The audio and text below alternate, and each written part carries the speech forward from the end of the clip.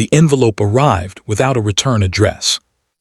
No stamp, no name, just my son's handwriting on the front, slightly shaky, like something had unsettled him. Inside was a single sheet of paper. No greeting, no explanation. Just one sentence. If you don't tell me the truth tonight, I already know who will. My hands froze.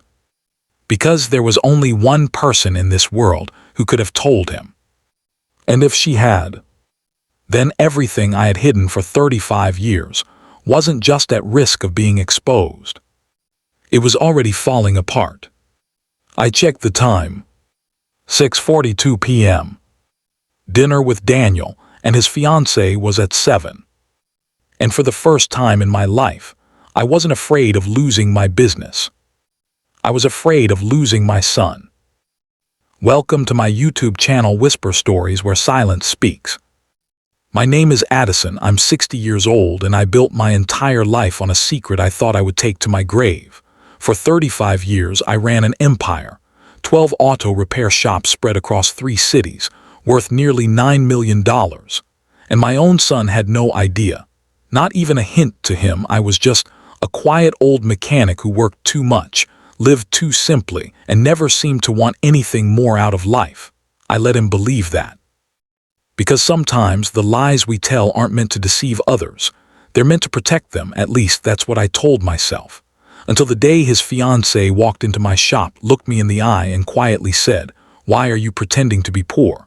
The life I chose to hide, I didn't always live this way.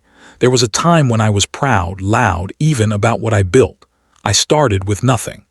No money, no connections, no education beyond high school. Just grease-stained hands and a stubborn belief that I could make something of myself. My first garage was barely more than a shed. The roof leaked when it rained. The tools were secondhand. I worked 16-hour days, fixing whatever rolled in cars, trucks, even tractors, and slowly it grew. One shop became 2, 2 became 5. Before I knew it, I had a network, reliable staff, loyal customers, steady income. I expanded carefully, reinvested everything, and kept my name out of the spotlight. By the time I turned 50, I owned 12 successful shops. But that same year, I lost my wife, cancer. It didn't care how hard I worked. It didn't care how much I had built, it took her anyway, and something in me shut down. While I hid the truth, my son Daniel was 25 when his mother passed. He took it hard. Harder than I expected. He drifted, changed jobs constantly, never settled.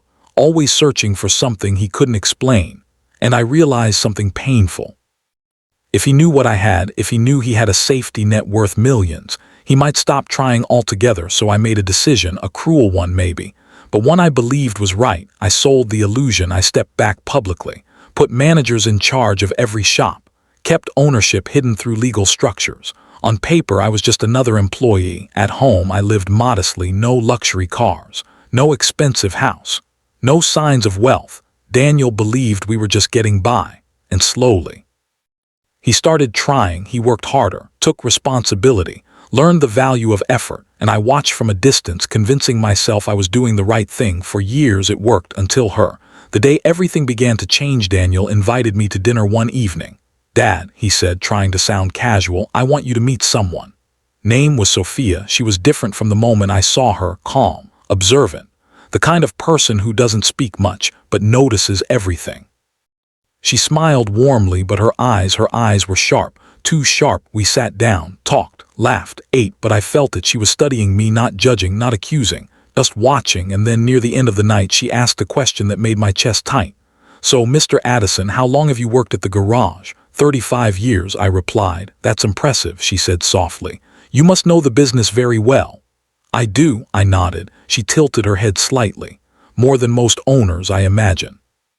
I forced a laugh. "Just an old mechanic," she smiled. But she didn't believe me, I could tell. The visit that exposed everything. A week later, she showed up at my shop alone. I was under a car when she walked in. "Need help?" I called out. "I already have it," she said. I slid out, wiping my hands. And there she was, standing confidently, looking completely out of place in that greasy, noisy environment. "You didn't have to come here," I said. "I wanted to," she replied. I was curious. "About what?" She stepped closer. "About you." I felt something shift in the air. What do you mean? She didn't hesitate. I did some research. Stomach dropped. Own this place, she continued calmly. Not just this one, all of them. Heavy, suffocating, I looked around instinctively as if the walls themselves might betray me. You shouldn't be looking into things like that, I said quietly. Why not? She asked. I'm about to marry your son. I clenched my jaw. This isn't your concern. It is if it affects him. Her voice wasn't aggressive, but it was firm, honest. And it does affect him, she added, because he doesn't know the truth. Argument I couldn't win, you don't understand, I said. Then help me understand, she replied. I hesitated, then I said the words I had repeated to myself for years. If he knows, he'll stop trying. She shook her head gently. He'll feel betrayed. That's not the same thing. It is, she said, because trust matters more than money. I looked away.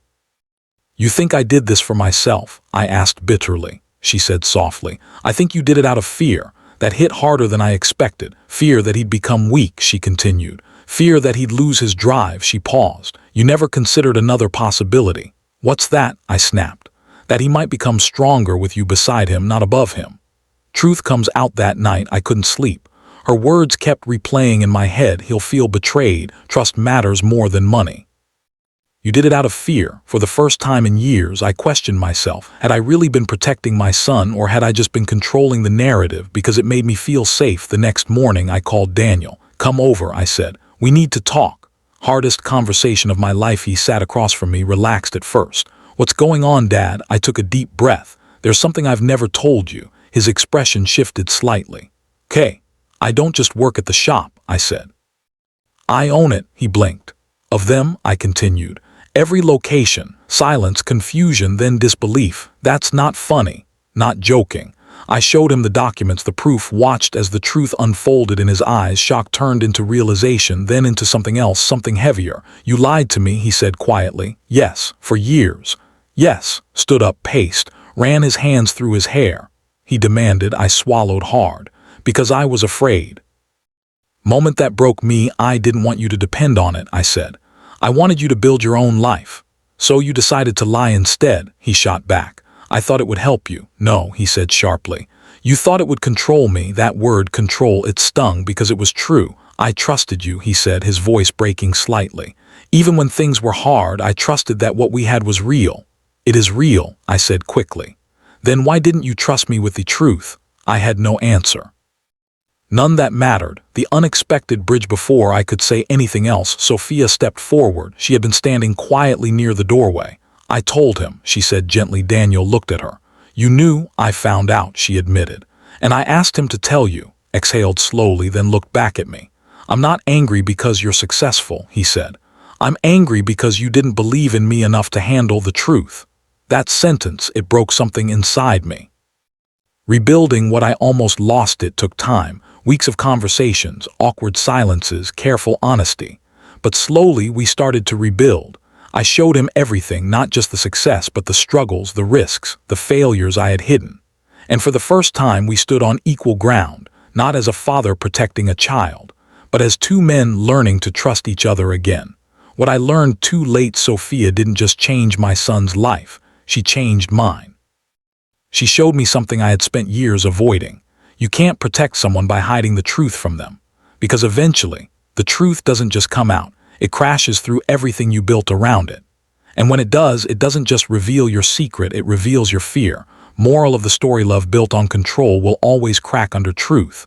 But love built on trust, even painful truth, can survive anything. Today, I'm still Addison, still 60 years old, still the owner of 12 auto shops. But I'm no longer hiding. Because I finally understand something I wish I had learned sooner. Your children don't need your secrets to succeed. They need your honesty, even when it's hard, especially when it's hard.